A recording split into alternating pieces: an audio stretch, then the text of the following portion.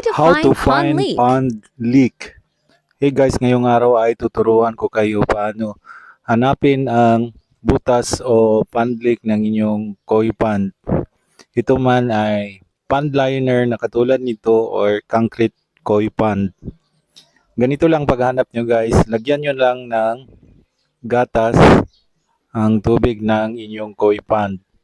Kasi ang gatas, mag-form siya ng line patungo sa kung saan ang butas ng inyong koi pond. Ayan, lagyan nyo lang, makita nyo, para makita nyo ang butas. Ayan, kasi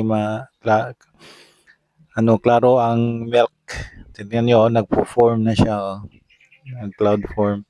So, hintayan lang natin na mag-settle down ang gatas at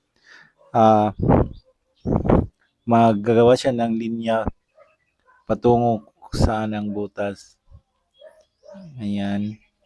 So, hintayin lang natin guys ha. I-post ko lang ang video para ibalik ko lang pag nag-settle down. Yan. Hintayin lang natin ng mga ilang minuto. Kaya ilang oras siguro. So, balikan lang natin pag nag-settle down lang na ang milk at i-check natin kung saan ang linya ng gatas patungo para mahanap natin ang butas ng ating koi pond. Nabutas kasi itong koi pond at hindi ko pa ito na ayos kasi plano ko itong iayusin ang concrete again kasi manipis itong pond liner nito. So A few moments later. Simula nang mag-settle down ng gatas. So, yan. So, kulang siguro sa consistency yan.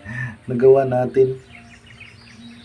Medyo clear dito sa side ko guys.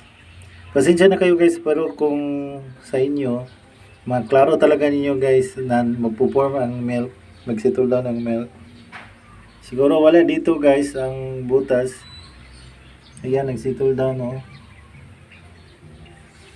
Kita lang ko lang sa inyo kung ano ang kuhan. Itsura ng gatas na nag-settle down.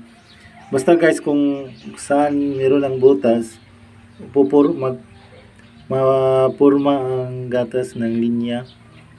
Ayan, kung makita nyo, nag-settle down ang gatas. Kaso wala dito siguro ang butas, kaya hindi siya nagpurma ng linya. Basta guys, yung mag-form talaga siya ng linya patungo sa butas.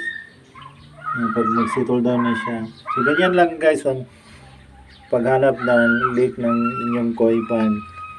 So, paano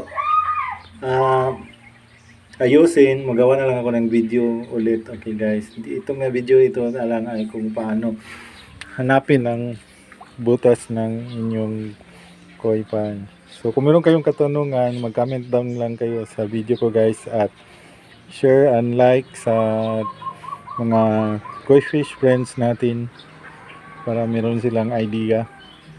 Okay, so thanks for watching guys. God bless. Follow for more. See you on my next video.